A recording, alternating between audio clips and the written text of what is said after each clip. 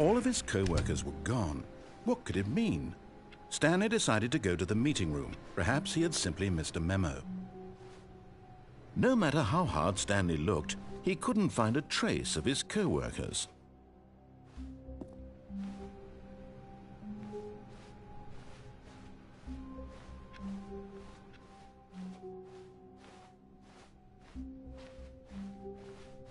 When Stanley came to a set of 2 open doors, he entered the door on his left.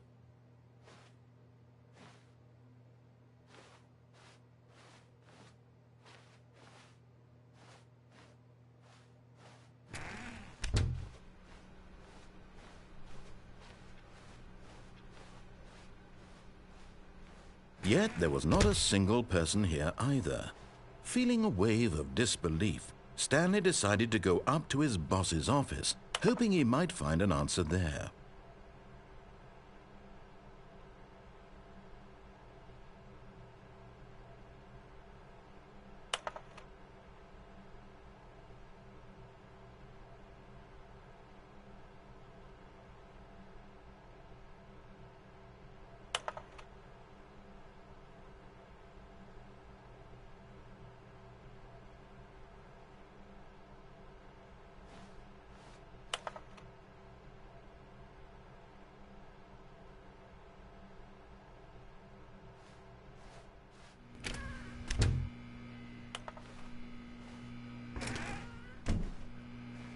Stanley stepped into the broom closet, but there was nothing here, so he turned around and got back on track.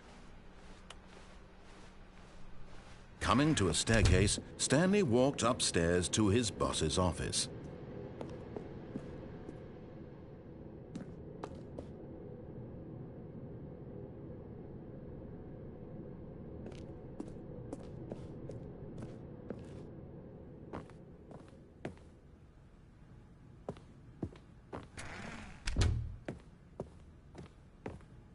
Stepping into his manager's office, Stanley was once again stunned to discover not an indication of any human life. Shocked, unraveled, Stanley wondered in disbelief who orchestrated this. What dark secret was being held from him? What he could not have known was that the keypad behind the boss's desk guarded the terrible truth that his boss had been keeping from him. And so the boss had assigned it an extra secret PIN number, 2845. But of course, Stanley couldn't possibly have known this.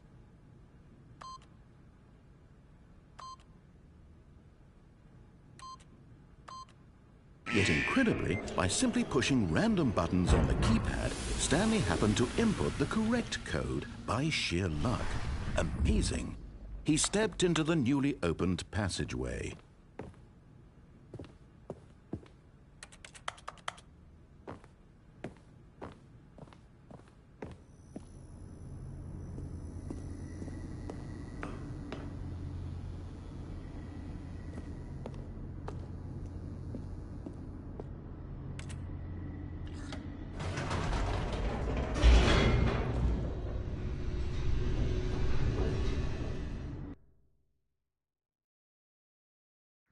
Descending deeper into the building, Stanley realized he felt a bit peculiar.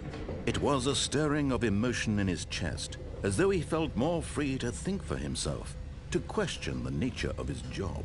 Why did he feel this now, when for years it had never occurred to him? This question would not go unanswered for long.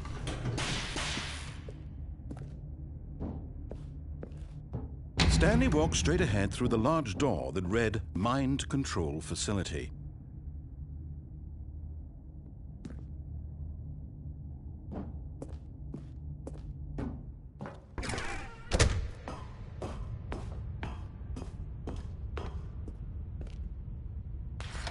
The lights rose on an enormous room packed with television screens. What horrible secret did this place hold? Stanley thought to himself. Did he have the strength to find out?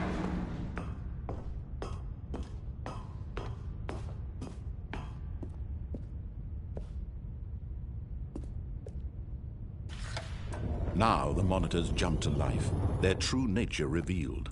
Each bore the number of an employee in the building, Stanley's co-workers. The lives of so many individuals reduced to images on a screen, and Stanley, one of them, eternally monitored in this place where freedom meant nothing.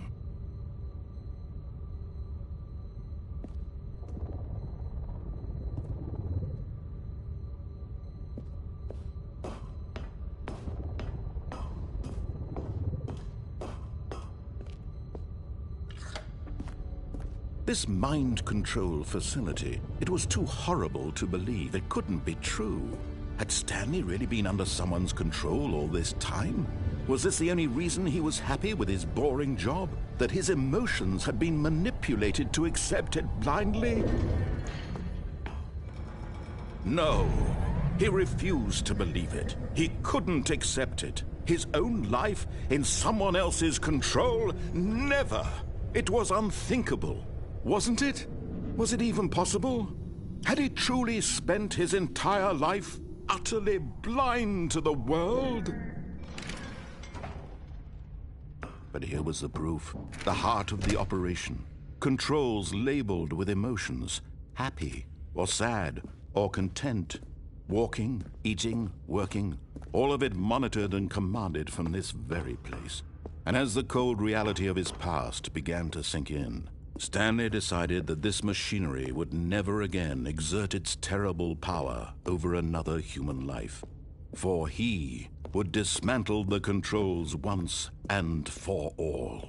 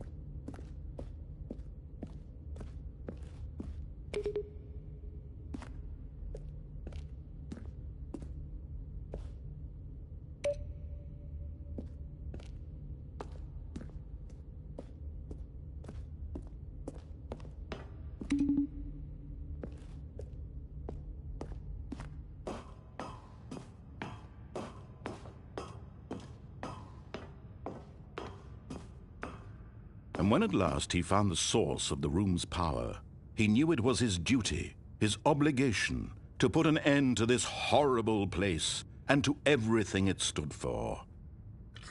Oh, Stanley, you didn't just activate the controls, did you? After they kept you enslaved all these years, you go and you try to take control of the machine for yourself. Is that what you wanted? Control? Oh, Stanley, I applaud your effort, I really do. But you need to understand, there's only so much that machine can do. You were supposed to let it go, turn the controls off, and leave. If you want to throw my story off track, you're going to have to do much better than that. I'm afraid you don't have nearly the power you think you do. For example, and I believe you'll find this pertinent, Stanley suddenly realized he had just initiated the network's emergency detonation system. In the event that this machine is activated without proper DNA identification, nuclear detonators are said to explode, eliminating the entire complex. How long until detonation then? Let's say, 2 minutes. Now this is making things a little more fun, isn't it, Stanley? It's your time to shine. You are the star. It's your story now. Shape it to your heart's desires.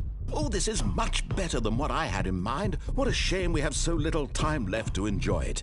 Mere moments until the bomb goes off. But what precious moments each one of them is. More time to talk about you, about me, where we're going, what all this means. I barely know where to start. What's that?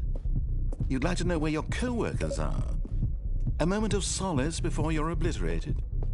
All right, I'm in a good mood. You're gonna die anyway. I'll tell you exactly what happened to them. I erased them. I turned off the machine. I set you free. Of course, that was merely in this instance of the story. Sometimes when I tell it, I simply let you sit there in your office forever, pushing buttons endlessly and then dying alone. Other times, I let the office sink into the ground, swallowing everyone inside, or I let it burn to a crisp. I have to say this, though, this version of events has been rather amusing. Watching you try to make sense of everything and take back the control wrested away from you, it's quite rich. I almost hate to see it go. But I'm sure whatever I come up with on the next go-around will be even better. My goodness, only 34 seconds left. But I'm enjoying this so much. You know what? To hell with it. I'm going to put some extra time on the clock. Why not? These are precious additional seconds, Stanley.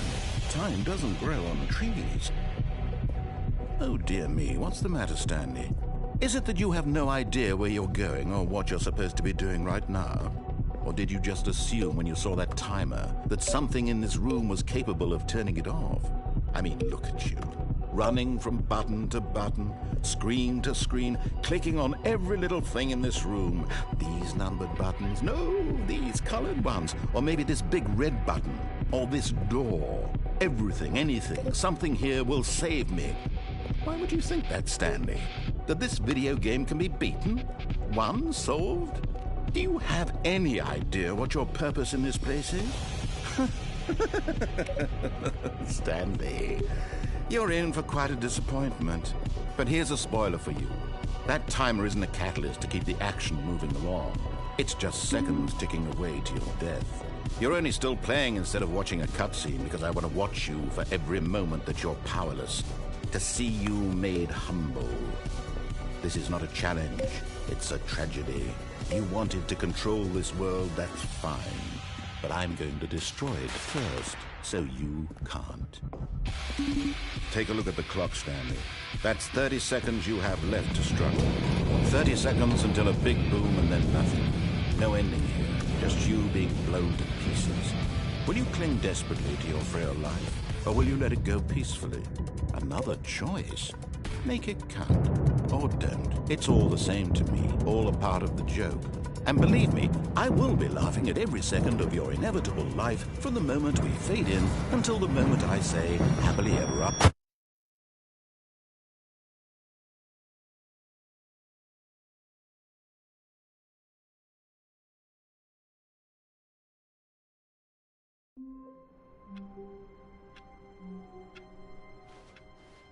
All of his co-workers were gone. What could it mean? Stanley decided to go to the meeting room. Perhaps he had simply missed a memo.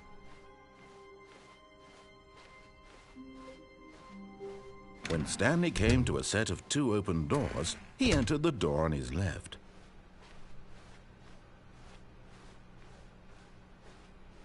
Yet there was not a single person here either. Feeling a wave of disbelief, Stanley decided to go up to his boss's office. Coming to a staircase, Stanley walked upstairs to his boss's office.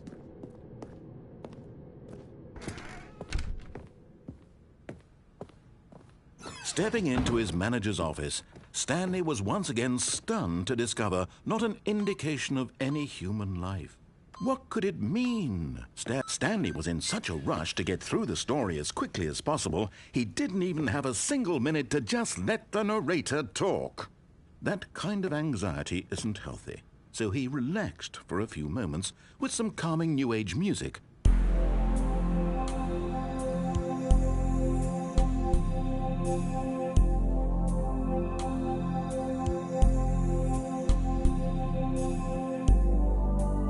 Feeling soothed and rejuvenated, Stanley calmly walked forward into the opened passageway.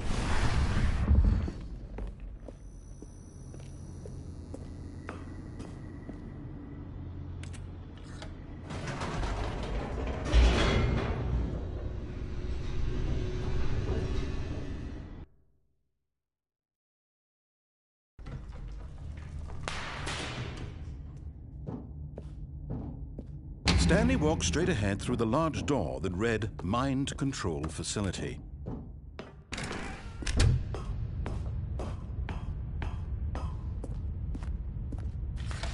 The lights rose on an enormous room packed with television screens. What horrible secret did this place hold? Stanley thought to himself. Did he have the strength to find out?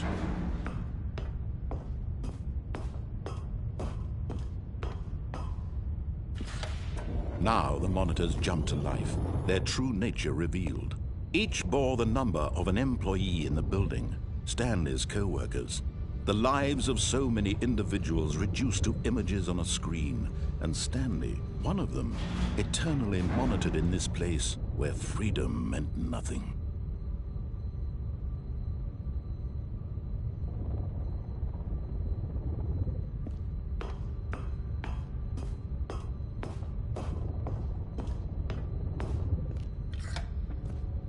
This mind control facility, it was too horrible to believe. It couldn't be true. Had Stanley really been under someone's control all this time? Was this the only reason he was happy with his boring job? That his emotions had been manipulated to accept it blindly? No, he refused to believe it. He couldn't accept it. His own life in someone else's control? Never! It was unthinkable, wasn't it? Was it even possible?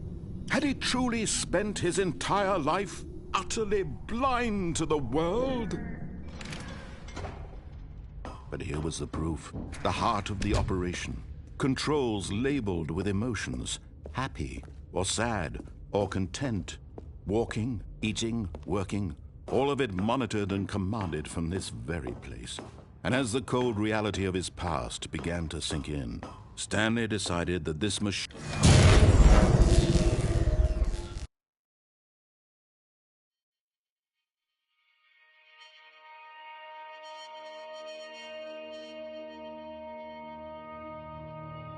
blackness, and a rising chill of uncertainty.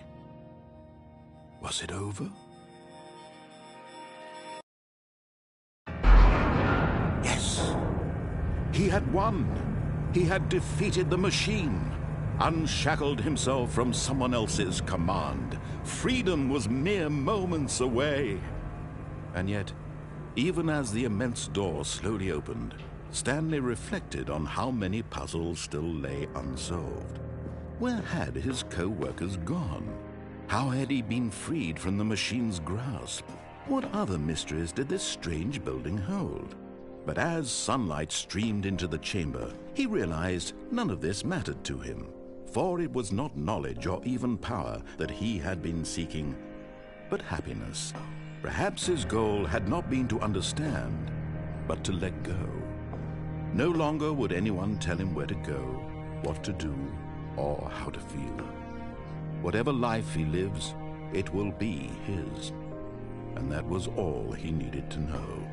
It was perhaps the only thing worth knowing. Stanley stepped through the open door. Stanley felt the cool breeze upon his skin, the feeling of liberation, the immense possibility of the new path before him. This was exactly the way, right now, that things were meant to happen. And Stanley was happy.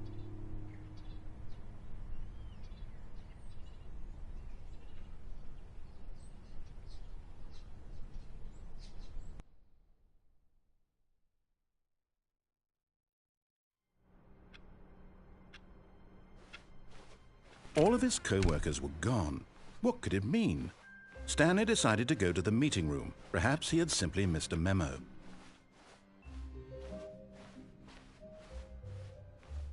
When Stanley came to a set of 2 open doors, he entered the door on his left.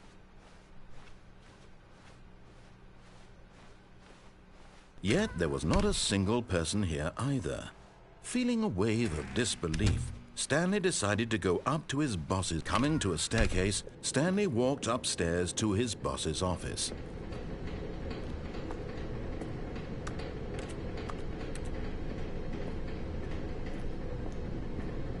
But Stanley just couldn't do it. He considered the possibility of facing his boss, admitting he had left his post during work hours. He might be fired for that. And in such a competitive economy, why had he taken that risk? All because he believed everyone had vanished? His boss would think he was crazy. And then something occurred to Stanley. Maybe, he thought to himself, maybe I am crazy. All of my co-workers blinking mysteriously out of existence in a single moment for no reason at all. None of it made any logical sense. And as Stanley pondered this, he began to make other strange observations. For example, why couldn't he see his feet when he looked down? Why did doors close automatically behind him wherever he went? And for that matter, these rooms were starting to look pretty familiar. Were they simply repeating? No, Stanley said to himself, this is all too strange. This can't be real. And at last, he came to the conclusion that had been on the tip of his tongue. He just hadn't found the words for it. "I'm dreaming!" he yelled. "This is all a dream." Oh, what a relief Stanley felt to have finally found an answer, an explanation. His co-workers weren't actually gone. He wasn't going to lose his job. He wasn't crazy after all. And he thought to himself, I suppose I'll wake up soon. I'll have to go back to my boring real-life job pushing buttons. I may as well enjoy this while I'm still lucid. So he imagined himself flying and began to gently float above the ground. Then he imagined himself soaring through space on a magical starfield, and it too appeared. It was so much fun, and Stanley marveled that he had still not woken up. How was he remaining so lucid? And then perhaps the strangest question of them all entered Stanley's head. One he was amazed he hadn't asked himself sooner. Why is there a voice in my head dictating everything that I'm doing and thinking? Now the voice was describing itself being considered by Stanley, who found it particularly strange. I'm dreaming about a voice describing me, thinking about how it's describing my thoughts, he thought. And while he thought it all very odd and wondered if this voice spoke to all people in their dreams, the truth was that, of course, this was not a dream. How could it be?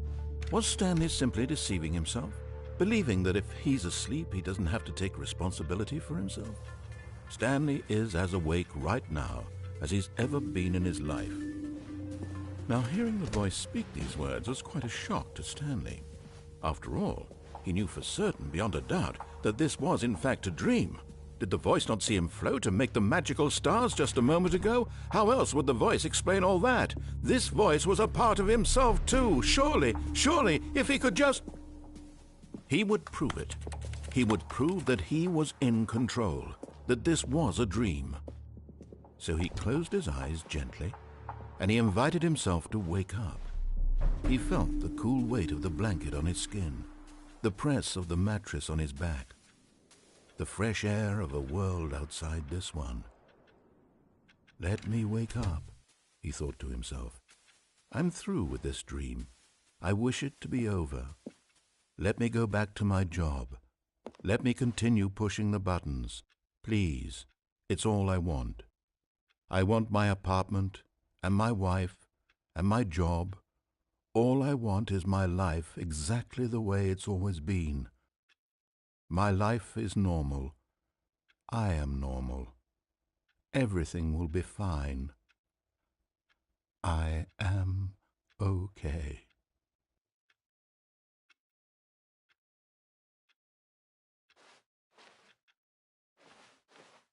Stanley began screaming. Please, someone, wake me up. My name is Stanley. I have a boss. I have an office. I am real. Please, just someone tell me I am real. I must be real. I must be. Can anyone hear my voice? Who am I? Who am I? And everything went black.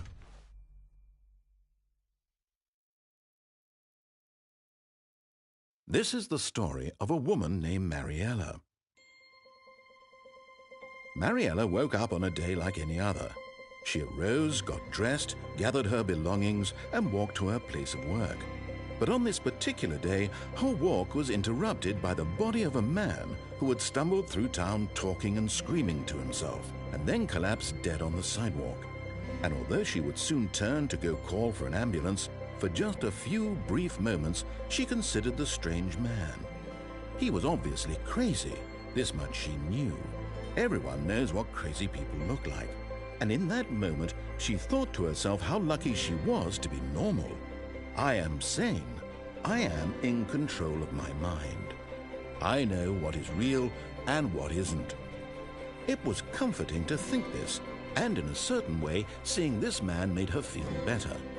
But then she remembered the meeting she had scheduled for that day, the very important people whose impressions of her would affect her career, and by extension, the rest of her life. She had no time for this, so it was only a moment that she stood there, staring down at the body. And then she turned and ran.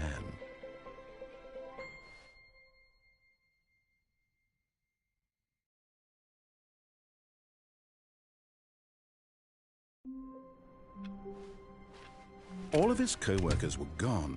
What could it mean? Stanley decided to go to the meeting room. Perhaps he had simply missed a memo.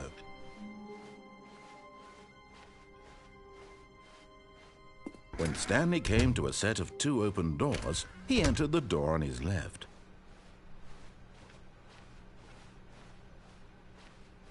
Yet there was not a single person here either. Feeling a wave of disbelief, Stanley decided to go up to his boss's. Coming to a staircase, Stanley walked upstairs to his boss's office.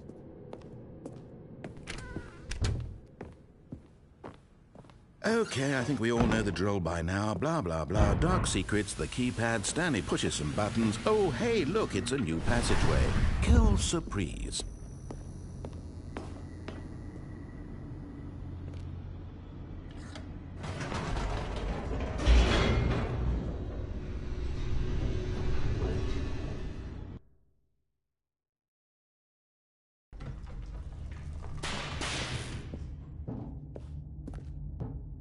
Stanley walked straight ahead through the large door that read Mind Control Facility. Although this passageway had the word escape written on it, the truth was that at the end of this hall, Stanley would meet his violent death. The door behind him was not shut. Stanley still had every opportunity to turn around and get back on track.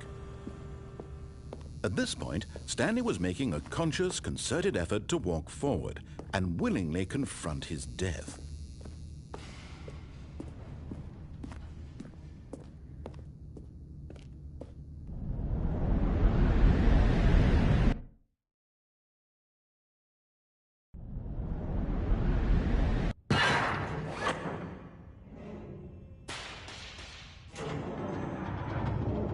As the machine whirred into motion and Stanley was inched closer and closer to his demise, he reflected that his life had been of no consequence whatsoever. Stanley can't see the bigger picture. He doesn't know the real story, trapped forever in his narrow vision of what this world is. Perhaps his death was of no great loss, like plucking the eyeballs from a blind man. And so he resigned and willingly accepted this violent end to his brief and shallow life. Farewell, Stanley.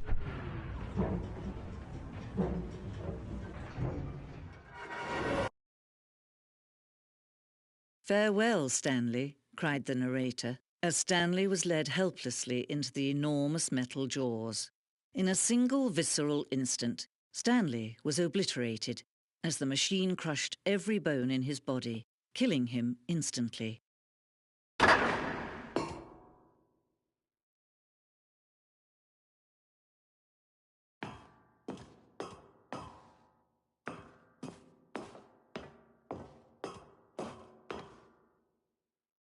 And yet it would be just a few minutes before Stanley would restart the game, back in his office, as alive as ever. What exactly did the narrator think he was going to accomplish?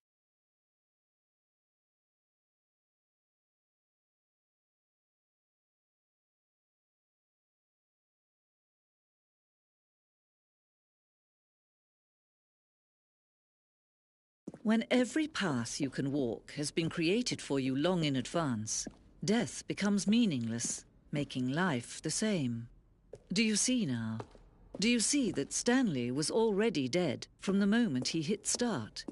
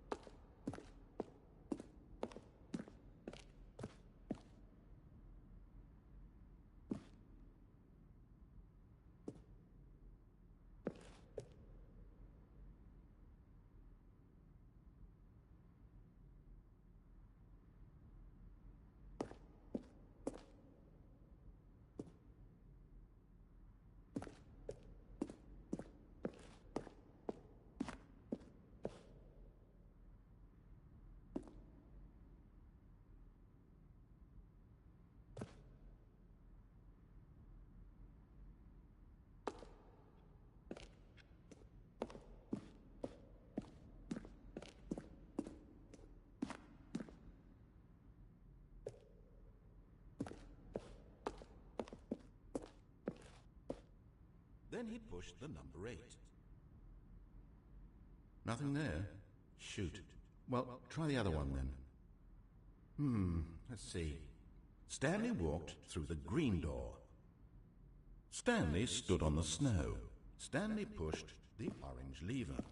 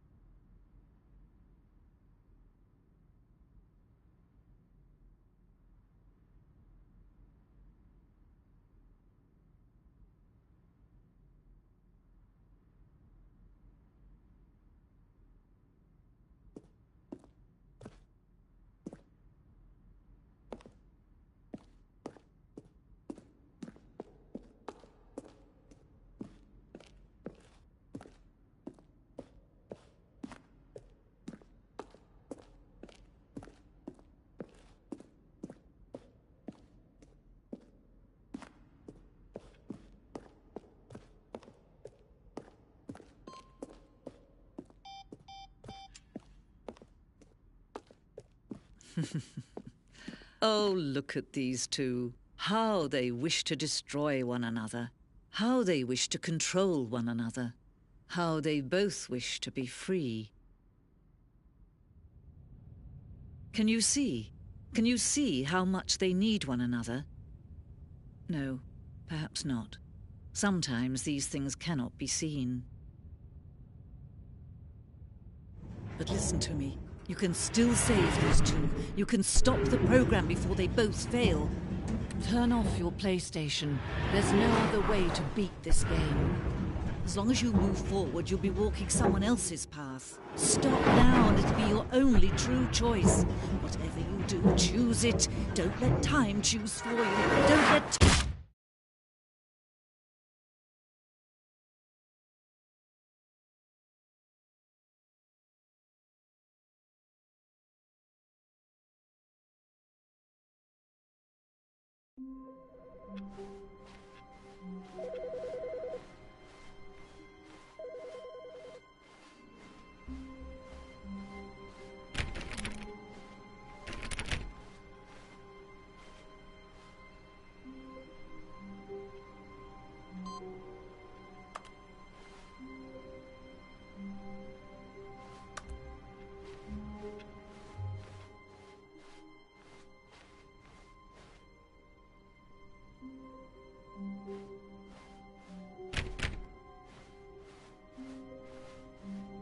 When Stanley came to a set of 2 open doors, this was not the correct way to the meeting room, and Stanley knew it perfectly well.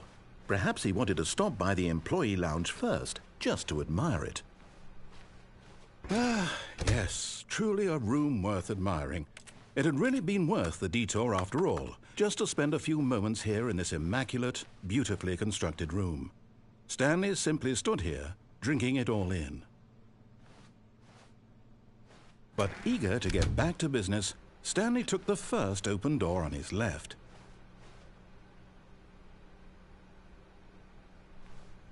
And so he detoured through the maintenance section, walked straight ahead to the opposite door, and got back on track.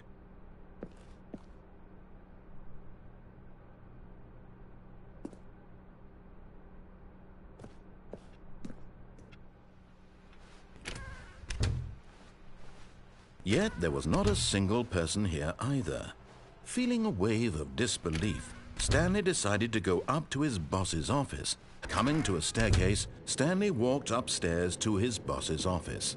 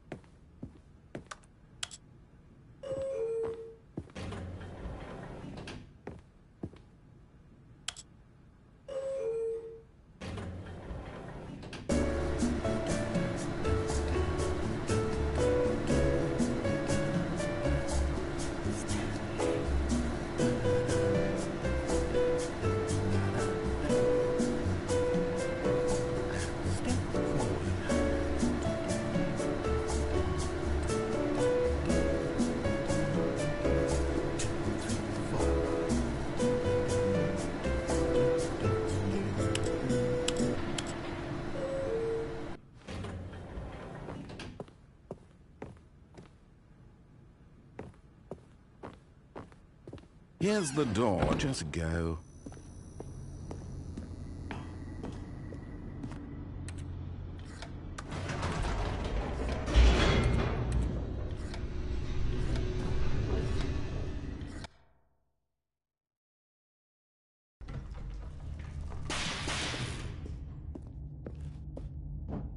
Stanley walked straight ahead through the large door that read Mind Control Facility.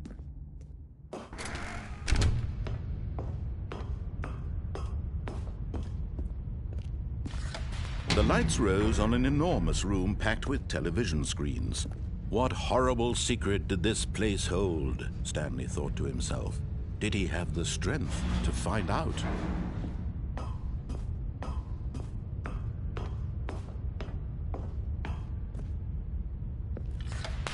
Now the monitors jumped to life, their true nature revealed. Each bore the number of an employee in the building, Stanley's co-workers. The lives of so many individuals reduced to images on a screen, and Stanley, one of them, eternally monitored in this place where freedom meant nothing.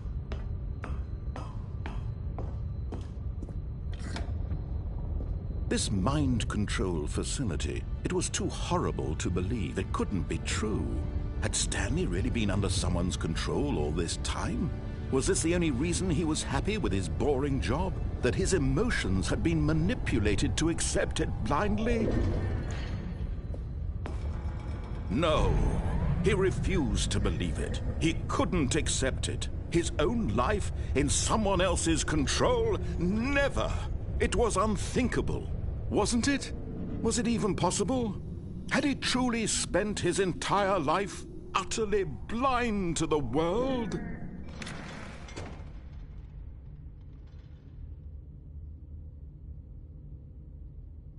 But here was the proof, the heart of the operation. Controls labeled with emotions, happy or sad or content, walking, eating, working, all of it monitored and commanded from this very place. And as the cold reality of his past began to sink in, Stanley decided that this machinery would never again exert its terrible power over another human life. For he would dismantle the controls once.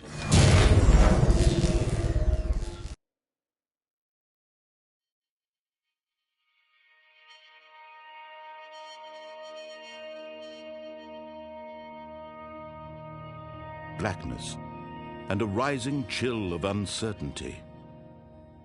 Was it over? Yes! He had won! He had defeated the machine, unshackled himself from someone else's command. Freedom was mere moments away.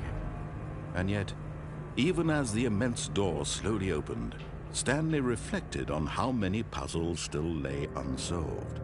Where had his co-workers gone? How had he been freed from the machine's grasp? What other mysteries did this strange building hold? But as sunlight streamed into the chamber, he realized none of this mattered to him. For it was not knowledge or even power that he had been seeking, but happiness. Perhaps his goal had not been to understand, but to let go. No longer would anyone tell him where to go, what to do, or how to feel. Whatever life he lives, it will be his. And that was all he needed to know. It was perhaps the only thing worth knowing. Stanley stepped through the open door.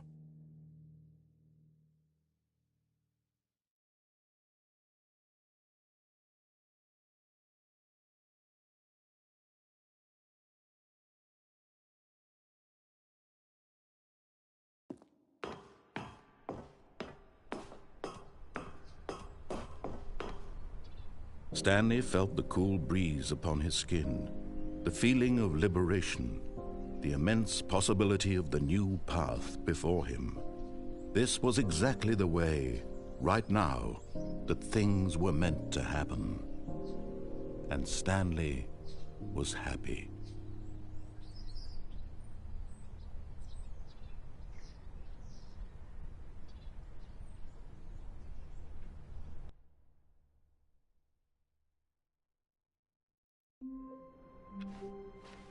All of his co-workers were gone. What could it mean? Stanley decided to go to the meeting room. Perhaps he had simply missed a memo.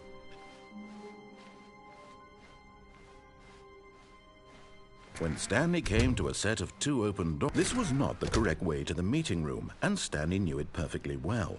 Perhaps he wanted to stop by the employee lounge first, just to admire it. Wow, yes, this room. But eager to get back to business, Stanley took the first open door on his left. Stanley was so bad at following directions, it's incredible he wasn't fired years ago.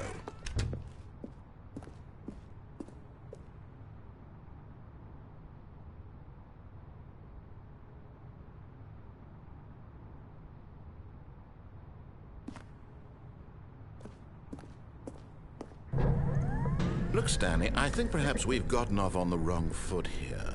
I'm not your enemy, really, I'm not. I realize that investing your trust in someone else can be difficult, but the fact is that the story has been about nothing but you all this time. There's someone you've been neglecting, Stanley. Someone you've forgotten about. please, stop trying to make every decision by yourself. Now, I'm not asking for me, I'm asking for her. This is it, Stanley. Your chance to redeem yourself, to put your work aside, to let her back into your life. She's been waiting.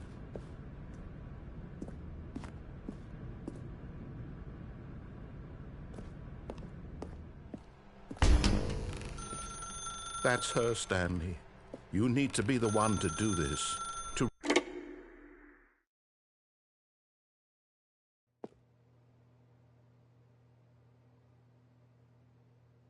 Oh, Stanley, is that you? Hold on, sweetie. Sorry to keep you waiting. I'm just pulling the bread out of the oven.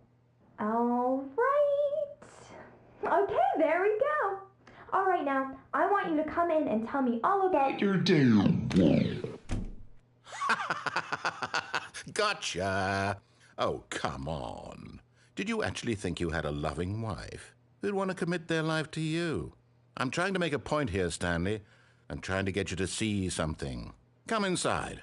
Let me show you what's really going on here. This is a very sad story about the death of a man named Stanley.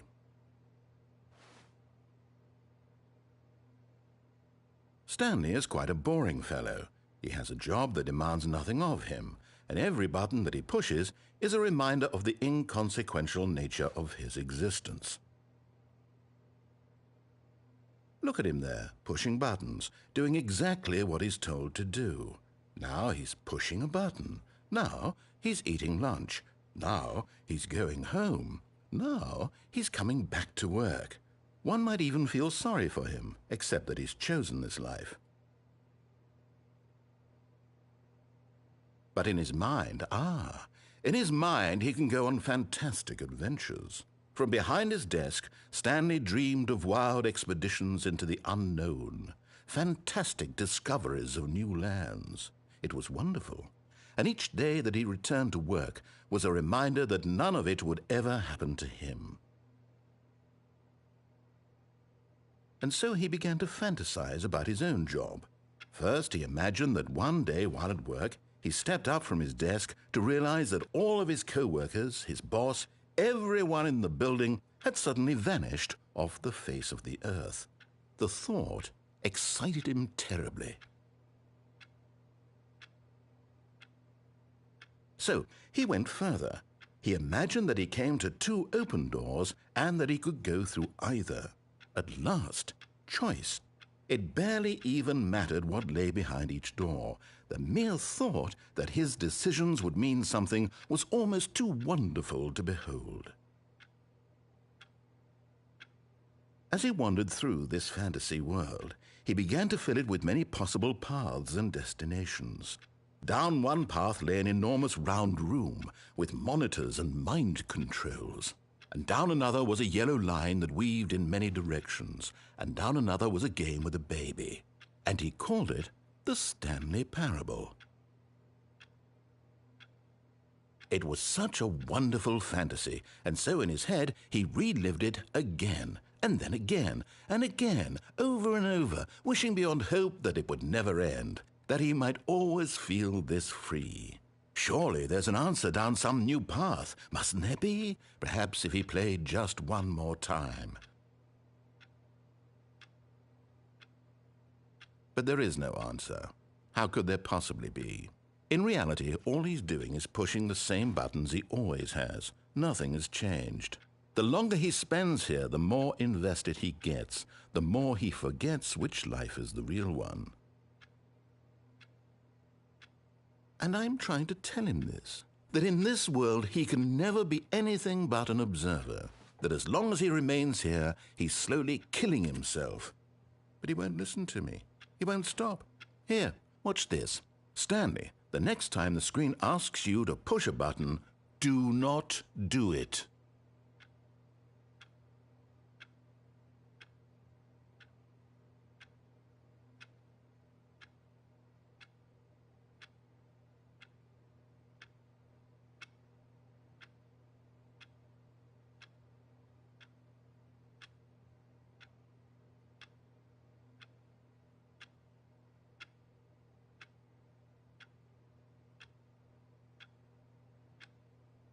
You see? Can he just not hear me? How can I tell him in a way that he'll understand that every second he remains here, he's electing to kill himself? How can I get him to see what I see? How can I make him look at himself?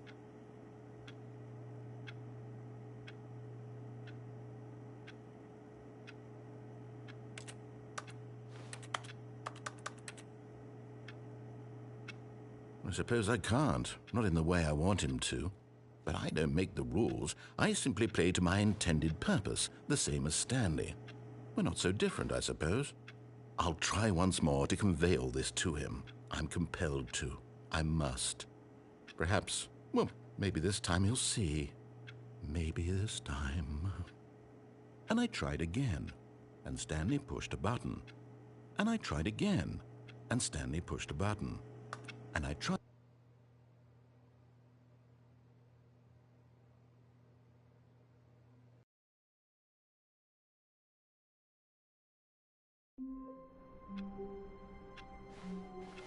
Even now, Stanley's office was a distant memory. What did it look like? There was a computer, perhaps, and a painting. Was it a painting or a photo? He could no longer recall. Oh, new content? What does that mean, new content?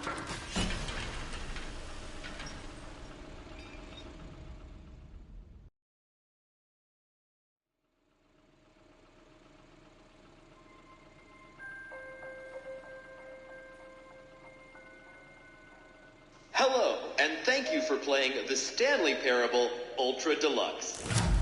As you may know, the Stanley Parable was a video game released in 2013 on home computers.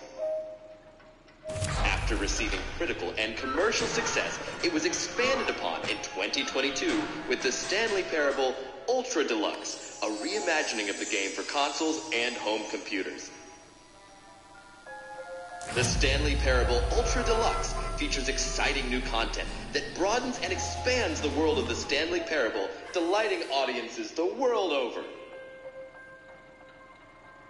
Please, step inside and see what thrilling new adventures await in the Stanley Parable Ultra Deluxe. Oh, well, this sounds delightful. I'm very excited to see the thrilling new Ultra Deluxe content. Okay, so far it's an elevator. Nothing special yet, but I'm sure it's just the beginning of a mesmerizing adventure.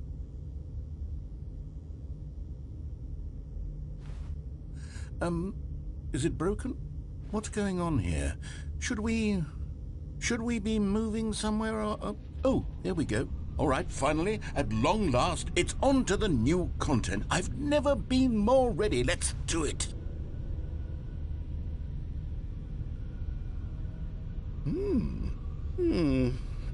I have to say, initial impressions of Stanley Parable Ultra Deluxe, mostly tedious. It's as if the... Oh, okay. Let's see the content. Give me the content, Stanley. All right, let's see. It's the jump circle.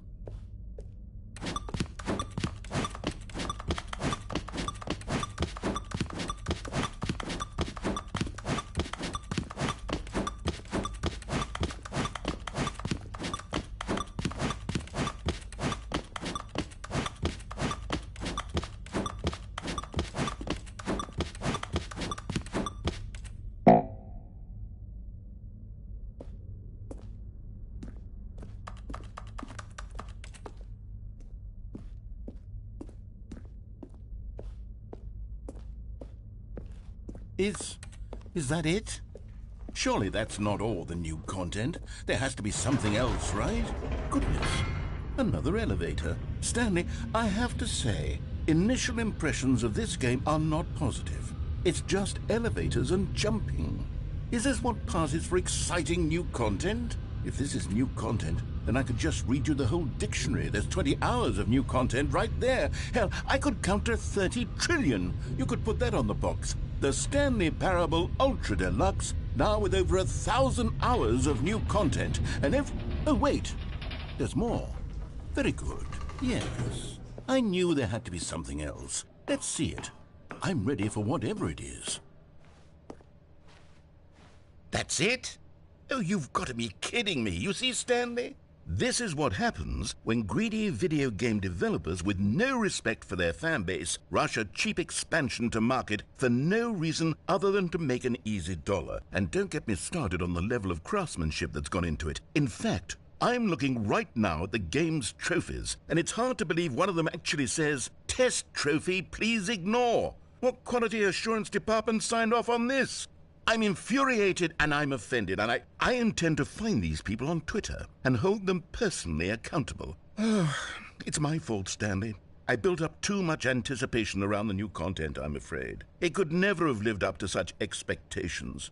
If you're still with me, why don't we just reset the game, and we'll try to get back to what the Stanley Parable is really about. No frills, no gimmicks. Just you and me having a great time together like always. What do you say, friend?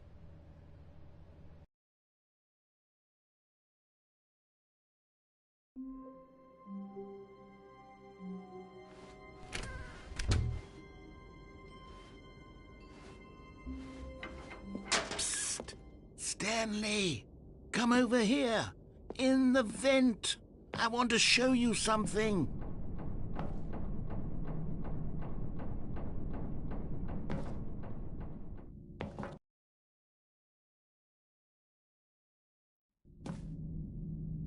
Okay, you remember how cheap and unsatisfying the new Ultra Deluxe content turned out to be? Well, it got me thinking about the past and how much better the Stanley Parable used to be. So I made something special and tucked it away here where the game's developers won't find it. Just our little secret. Take a look. I call it the Memory Zone. It's where I've been storing all my favorite memories so I can relive the peak experiences of my life whenever I want. Experiences like the launch of the Stanley Parable on PC. You see, Stanley, doesn't the Memory Zone remind you of how wonderful Stanley Parable was before it was sullied with a cheap PlayStation port? Remember back in October of 2013 when the game originally launched? Back then, video games had integrity. Back then, it all meant something. Oh, the waste.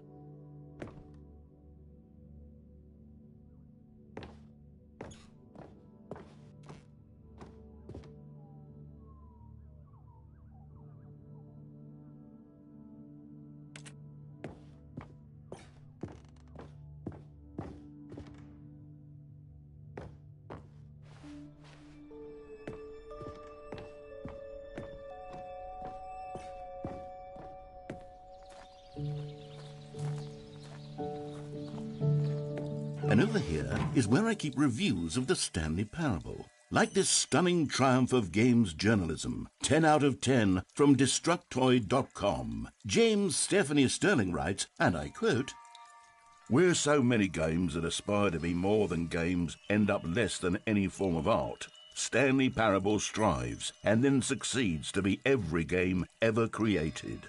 Did you hear that, Stanley?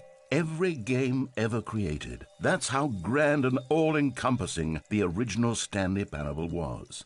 It was literally every game ever created. It was Skyrim, it was Persona 3, it was all of them, and now it's nothing. It's no games at all. It isn't even the Stanley Parable anymore. It's just a husk now. A lifeless husk with an hour of new elevator content.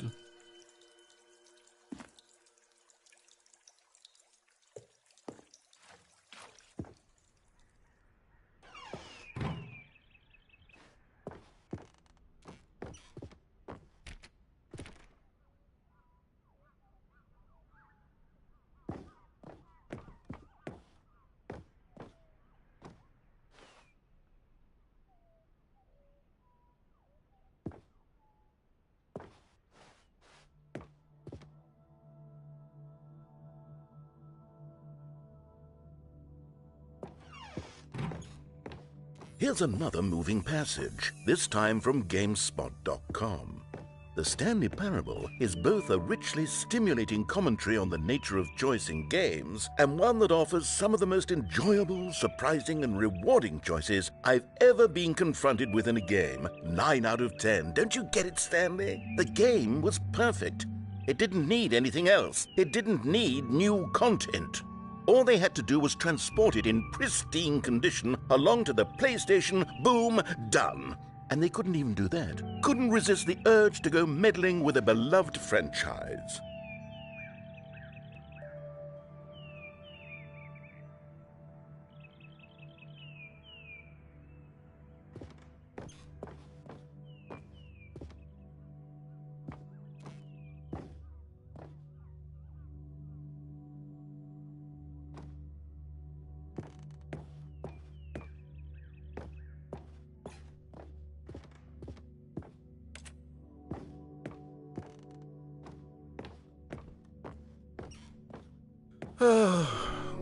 These were simpler times, Stanley.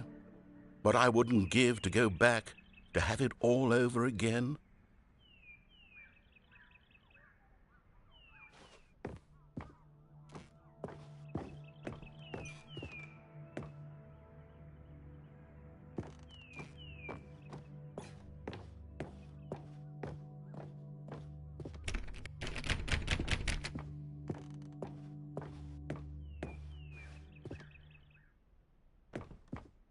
Wait, hang on. I don't recall this part of the memory zone before. What's this? What's down here? Oh, no. Oh, God, no, Stanley. It's a collection of reviews from Pressurized Gas, the extremely popular online storefront for computer games. I haven't looked at these in years. I can't even imagine what's been collecting down here. Surely these reviews were glowing as well, weren't they? Honestly, I could not be bothered to play this game to full completion. The narrator is obnoxious and unfunny, with his humor and dialogue proving to be more irritating than entertaining. Unfunny! I'm not trying to be funny. I'm trying to make a serious work of art. I suppose I could write up a handful of gags to insert into the Stanley Parable, but the game is already such a densely layered web of profound philosophical insights that I can't even imagine where I'd have the room to stick them.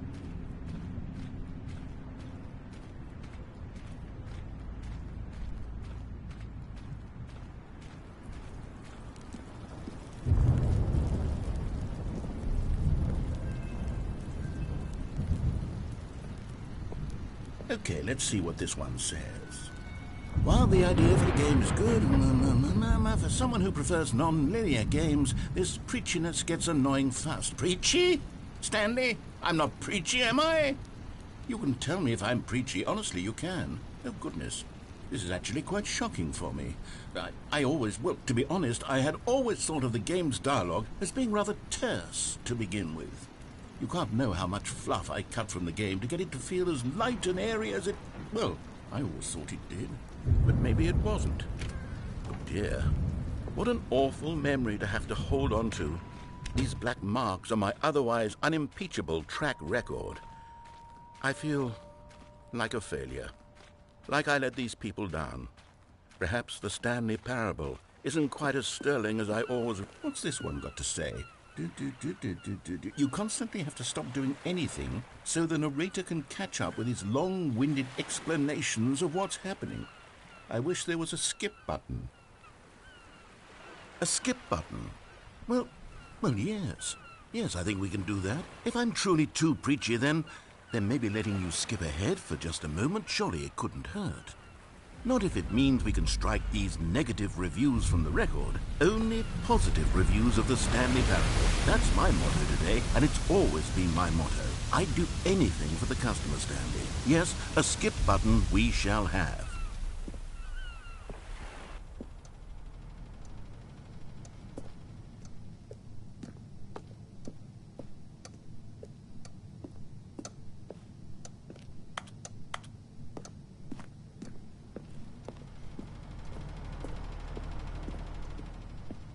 And here it is. Go ahead and give it a shot. Oh, you're back, you see. You were only frozen in time for a few minutes, but it was plenty of time for me to deliver a long, rambling monologue full of unnecessary verbal flourishes and lengthy ruminations on the nature of choice in video games. Of course, I happen to believe it was perhaps one of my... Well, there, sport. You really did catch me rambling on a bit, didn't you? But that's the power of the button. The The minute I start to go off on a thoughtless display of self-absorption, it's right at your fingertips. Okay, welcome back, Stanley. Now, I should say that the amount of time the button has been skipping through is becoming longer and longer. That last one was, well, I want to say maybe 30, 45 minutes. Stanley, please don't push the button again. It's been 12 hours. You've just been frozen there. I don't know why the skips are getting longer, but they're really, truly getting longer, and my God, there's no way out of the room. Oh, Stanley, you're back. You're back. Oh, my goodness. I have someone to talk to again. Stanley, I think it's been a week. Or 2 weeks. I've been sitting here all that time. Just sitting here. Not a single person to speak with. And you... Oh, hello. It's you. You're here again. Welcome. I have had time to think about you and about us and about everything we've been through. I've had so much time. I stopped keeping track after a year. Have you ever sat down in one place and not moved for one entire year? Let me describe it for you. To begin with, there is only regret. There is only...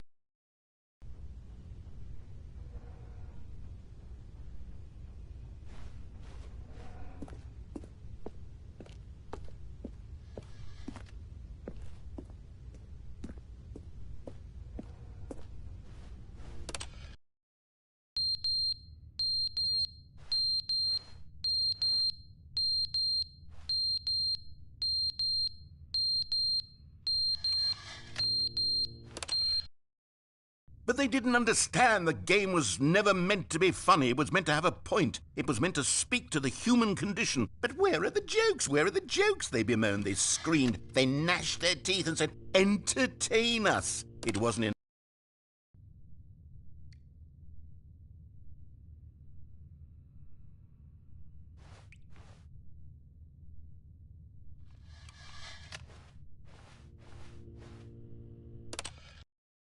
The end is never the end, is never the end, is never the end, is never the end, is never the end, is never the end, is never the end, is never the end, is never the end, is never the...